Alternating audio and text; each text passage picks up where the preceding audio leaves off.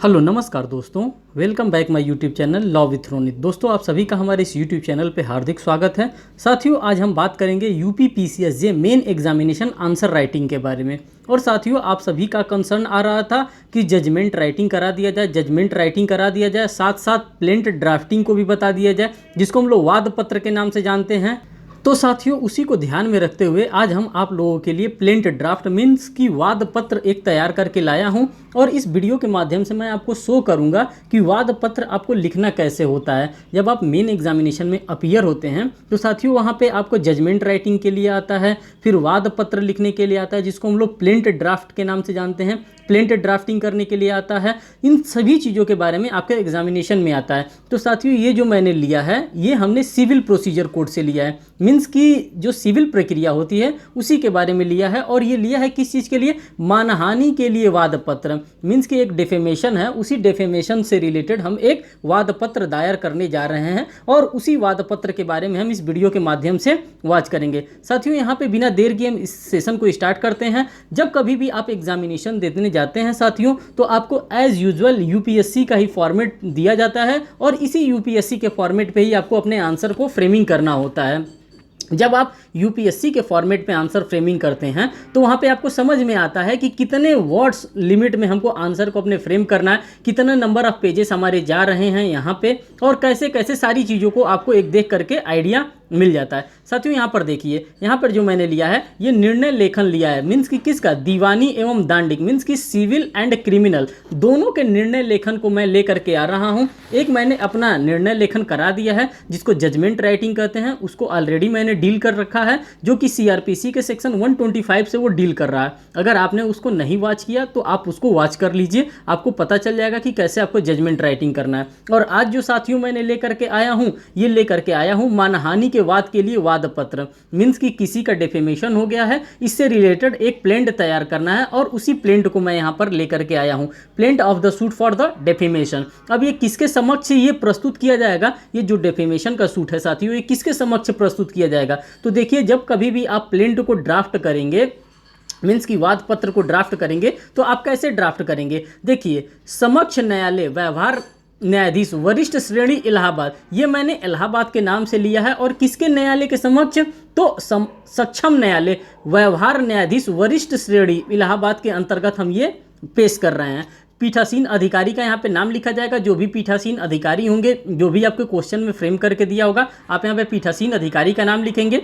फिर व्यवहार वाद संख्या आप लिखेंगे कि क्या वाद का क्या नंबर है, उस नंबर को आप लिखेंगे। क्या ईयर है, उस ईयर को भी आपको यहाँ पे मेंशन करना होगा। अब देखिए, ये तो था बेसिक इन्फॉर्मेशन जो कि आप कभी भी प्लेंट दाखिल करेंगे तो इतनी चीज़ें आपको लिखना जरूरी है। और भी थोड़े से बेसिक चीज़ों को आप देखिए यहाँ पे क्या आपको लिखने की आवश्यकता होती है। जैसे ए पुत्र बी, उम्र लगभग 70 वर्ष, निवासी, उसके निवासी के बारे में लिखना है, उसका जो भी पता होगा पता लिखना है, उसका जो भी पत्रालय है, मीन्स कि जहाँ पे आप उसको कोई भी डॉक्यूमेंट भेज सकते हैं, कोई भी लेटर भेज सकते हैं, वो लिखना है। और जनपद लिखना है, जैसे मैंने यहाँ पे जनपद इलाहाबाद टेंटेटिवली मैंने डाल दिया है कि जनपद इलाहाबाद का है। यहाँ पे वादी हो जाता है। अब सारी चीज़ें यहाँ पे किसके बारे में लिखा जा रहा है? ये सब वादी के बारे में यहाँ पे लिखा जा रहा है। फिर साथ साथ आप वर्सेस देखते हैं, जिसको हम बनाम कहते हैं। जैसे ए पुत्र बी, उम्र लगभग 70 साल, यहाँ पर देख रहे हैं, इसी के बनाम। सी पुत्र डी, उम्र लगभग 50 वर्ष, स्वामी संपादक। अभी किसके वर्सेस केस किया जा रहा है साथियों? तो आप देख सकते हैं, स्वामी संपादक एवं प्रकाशन संध्या दैनिक समाचार पत्र इलाहाबाद के विरुद्ध ये क्या किया जा रहा है? एक केस फाइल किया जा रहा है। यहाँ पे आप देख सकते हैं वर्सेस लगाया गया। तो ये भी बेसिक चीज़ें हो गई जो कि आपको लिखना ही होता है। और यहाँ पे प्रतिवादी का पूरा नाम रहेगा, पूरा यहाँ पे सिग्नेचर वगैरह जो भी चीज़ होता है वो सारी चीज़ें एज यूजुअल यहाँ पे मिलेंगी आपको। अब देखिए, बात कर रहा है, ऊपर नामांकित वादी निम्नलिखित निवेदन करता है। जो भी बात ए और बी है, सी और डी के खिलाफ कौन कौन से वाद को यहाँ पे संस्थित कर रहा है, कौन कौन से प्लेंट को ड्राफ्ट कर रहा है, वो सारी बातों को अब देखिए क्या क्या है। मामला को देखिए, मामला क्या कर रहा है। पहले पॉइंट में इसने कह रहा है, यह कि वादी इलाहाबाद विकास प्राधिकरण में उत्तर प्रदेश राज्य सरकार द्वारा नामित सदस्य है। किसके बारे में बात कर रहा है साथियों? तो यहाँ पे कह रहा है, जो वादी है, जिसने प्लेंट को फाइल किया है, जिसने प्लेंट को ड्राफ्ट किया है, जो वाद पत्र लाया है, कह रहा है वो इलाहाबाद विकास प्राधिकरण में उत्तर प्रदेश राज्य सरकार द्वारा नामित एक सदस्य है तथा उसके बहुत से इष्ट मित्र व संबंधी इलाहाबाद डिवीजन में निवास करते हैं। पहली बात तो इन्होंने ये बता दिया। इसी तरह से एज यूजुअल आपको अपने लैंग्वेजेस में बताना है, जिस तरह से मैं यहाँ पे बता रहा हूँ आपको। पॉइंट सेकंड में आप क्या डालेंगे, जब प्लेंट ड्राफ्ट करेंगे तो आप पॉइंट वाइज ही आप प्लेंट को ड्राफ्ट करेंगे, क्योंकि पॉइंट में ही आपको वहाँ पे बताना होता है। सेकेंड पॉइंट में कह रहा है यह कि प्रतिवादी इलाहाबाद से शाम को प्रकाशित होने वाले संध्या दैनिक समाचार पत्र का एकमात्र स्वामी संपादक एवं प्रकाशक है। यहाँ पे बता दिया गया कि प्रतिवादी क्या है। यहाँ पे तो वादी ने अपनी बात बताई कि वो राज्य सरकार का कर्मचारी है और उसके इष्ट मित्र भी कहाँ रहते हैं, यहीं इलाहाबाद में ही रहते हैं। लेकिन साथ साथ ये भी बता दिया जो कि प्रतिवादी है ये इलाहाबाद में शाम को एक पत्र प्रकाशित करता है जिसको दैनिक प्रकाशन कहते हैं, जो कि संध्या दैनिक समाचार पत्र का एक स्वामी है। उसी के द्वारा ये क्या किया जा रहा है, एक लेख प्रकाशित किया गया है। किसके बारे में, वादी के बारे में। एक संध्या दैनिक प्रकाशन समाचार में पत्र में एक लेख प्रकाशित किया गया। अब लेख क्या प्रकाशित किया गया है, कौन सा डेफेमेशन लेख प्रकाशित किया गया है, यह कि उपरोक्त समाचार पत्र के दिनांक 5 फरवरी सन के अंक में संपादकी के अंतर्गत प्रतिवादी द्वारा वादी के लिए निम्नलिखित असत्य तथा विदेशपूर्ण कथन को मुद्रित तथा प्रकाशित किया गया है। यहाँ पे इनके लिए क्या किया गया, एक असत्य कथन क्या किया गया, मुद्रित और प्रेषित किया गया। किसके द्वारा किया गया है, तो साथियों ये संपादक महोदय के द्वारा क्या किया गया है, प्रकाशित किया गया है।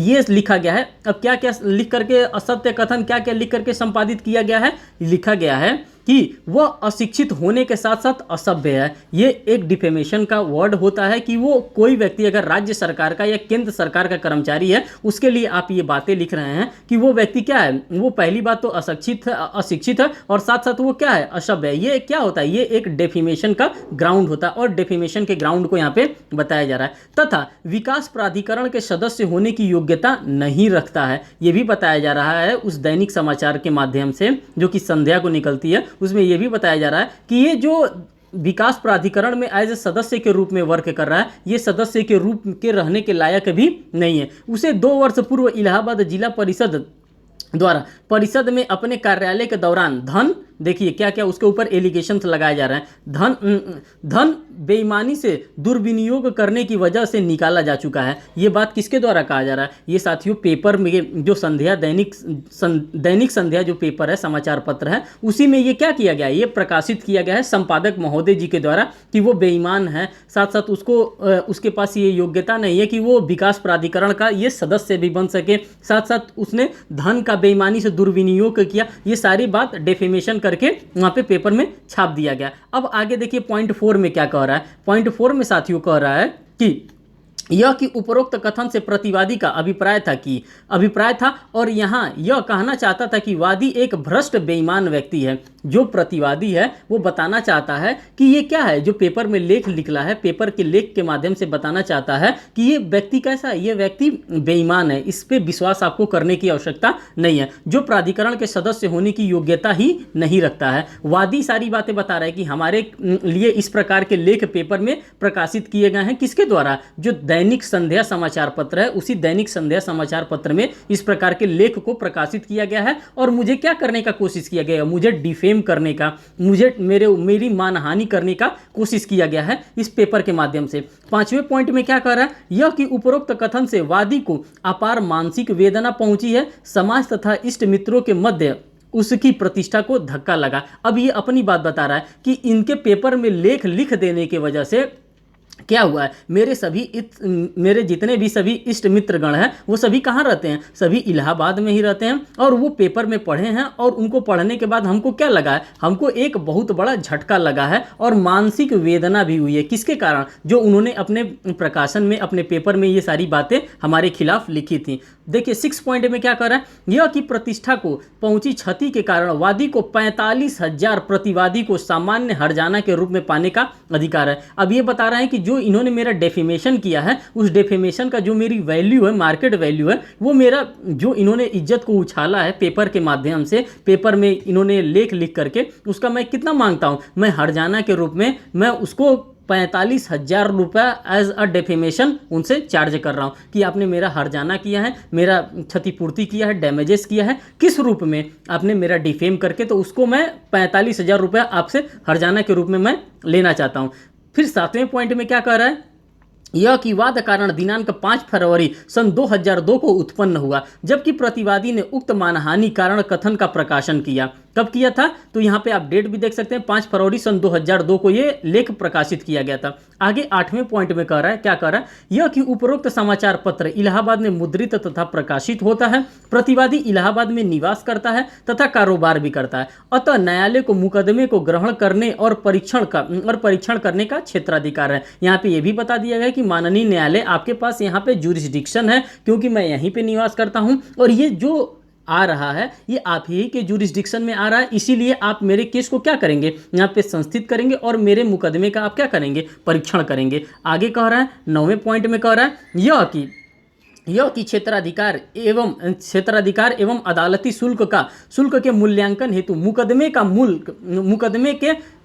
मूल्य 45,000 है, जिस पर तदनुसार न्यायिक शुल्क कोर्ट फीस भी जमा कर दिया गया। अब वादी के द्वारा बताया गया है कि माय लॉर्ड, जो भी होना चाहिए, जो भी कोर्ट फीस होना चाहिए, उन सभी कोर्ट फीस को मैंने क्या किया, मैंने ऑलरेडी सबमिट कर दिया है। जो मैंने उनसे 45,000 रुपये हर्जाने के रूप में लिया है, हर्जाने के रूप में मैंने क्लेम किया है, उसका मैंने क्या किया है, यहाँ पे कोर्ट फीस भी मैंने क्लेम कर दिया, मैंने कोर्ट फीस भी यहाँ पे सबमिट कर दिया। आगे देखिए कह रहा है, अतः वादी यह प्रार्थना करता है कि क्या क्या प्रार्थना करता है, 3 पॉइंट में प्रार्थना कर रहा है। देखिए कौन कौन से पॉइंट रखा है। को वाले में प्रतिवादी के विरुद्ध हर्जाने के रूप में 45,000 की एक अज्ञप्ति, एक डिक्री वादी के पक्ष में पारित की जाए। यहाँ पे जो वादी है वो कह रहा है कि हमारे प्रतिवादी से हमें 45,000 रुपया कोर्ट हमें क्या करेगी, हमें एज अ अज्ञप्ति, एज अ डिक्री हमको देगी। किसके रूप में? कि हमको हर्जाना 45,000 रुपया मिलना चाहिए, ये कोर्ट डिक्री देगी। किसके विरुद्ध देगी? तो ये जो संध्या दैनिक समाचार पत्र निकलता था उनके विरुद्ध देगी। सेकंड वाले में क्या कह रहा है,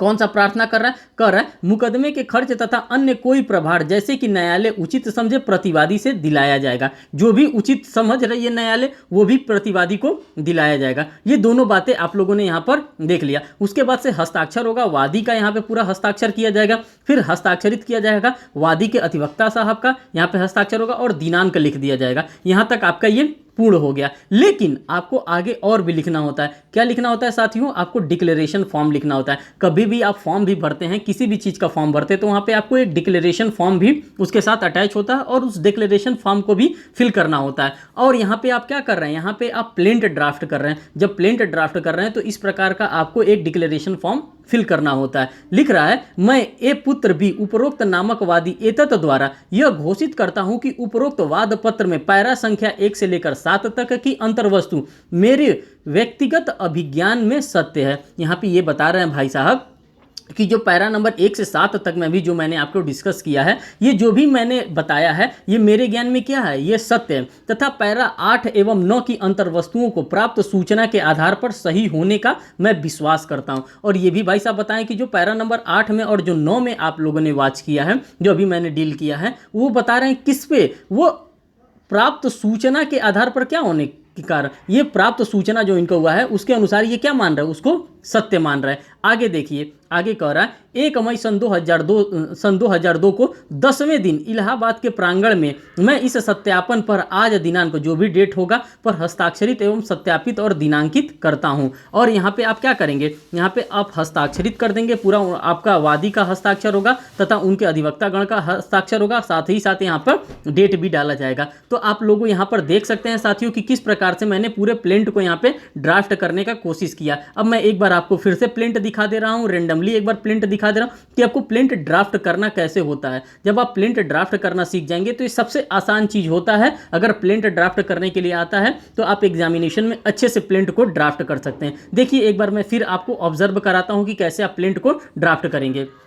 जब हम प्लेंट की बात करते हैं साथियों तो यहाँ पे आपको किसके न्यायालय में दाखिल करना है, न्यायालय का लिखेंगे।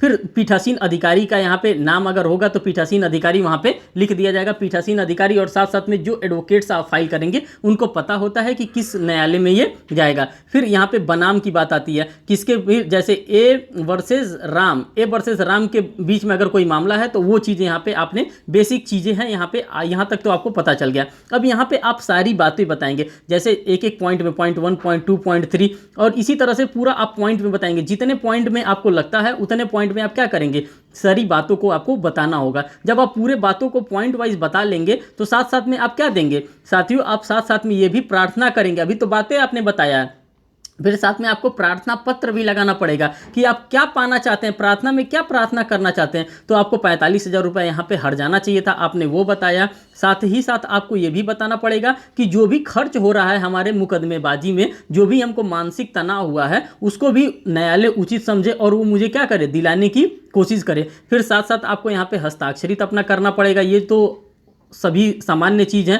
और उसके बाद से सत्यापन आपको एक लिखना पड़ेगा, मीन्स कि डिक्लेरेशन आपको लिखना पड़ेगा। और डिक्लेरेशन में ये सारी बातें आप लिखेंगे कि किस किस पॉइंट में आपने क्या क्या रिलीफ मांगा है, किस किस पॉइंट में आपको लग रहा है कि ये सत्य होने की संभावना है या सत्य ही है, कहाँ कहाँ से ये आपको सूचना प्राप्त हुआ। ये सारी बातों को आप डिक्लेरेशन फॉर्म में इस तरह से एज यूजुअल लिखेंगे और आप यहाँ पे एक हस्ताक्षर अपना बनाएंगे, जो कि आपको करना मैंडेटरी होता है। साथ ही साथ आपका इस तरह से प्लेंट आपके मेन एग्जामिनेशन के लिए ड्राफ्ट हो जाता है। तो साथियों, इस वीडियो में मैं इतना ही रखता हूं और मैं आपसे एक रिक्वेस्ट करना चाहूँगा कि जो भी आप लोगों ने प्रीवियस हमारे लेक्चर नहीं देखे हैं वो प्लीज़ आप प्रीवियस लेक्चर को जरूर देखें, जिसमें मैंने प्लेंट के बारे में बता दिया। मैंने आपको साथ ही साथ मैंने वहाँ पे जजमेंट राइटिंग भी आपको सिखा दिया है कि जजमेंट आप राइटिंग कैसे करेंगे। फिर साथ ही साथ मैंने काफ़ी मेंस के आंसर भी मैंने आपके लिए कराया है, जो कि आपके एग्जामिनेशन के लिए रेलेवेंट है। साथियों, एक चीज़ और आपको बताना चाहूँगा कि अगर आप हमारे चैनल पर नए हैं तो चैनल को जरूर सब्सक्राइब करिएगा, वीडियो को लाइक करिएगा।